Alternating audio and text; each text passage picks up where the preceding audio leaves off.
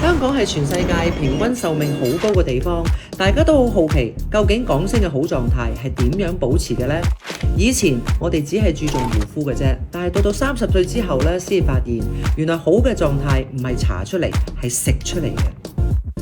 我平時就算出街咧，都會隨身帶住一啲補充劑嘅。而家喺香港咧，有一個好火嘅黑科技，叫做脈搏流因。我咧就中意黛特維健嘅冰肌牙，佢一個膠囊啊嚇，差不多要喺2斤嘅靈芝裏邊提取嘅，而且佢仲加咗 PQQ。我哋人咧係有好多嘅生命小單元一齊組成噶嘛，佢係直接將生命小單元拉長度同埋提質量。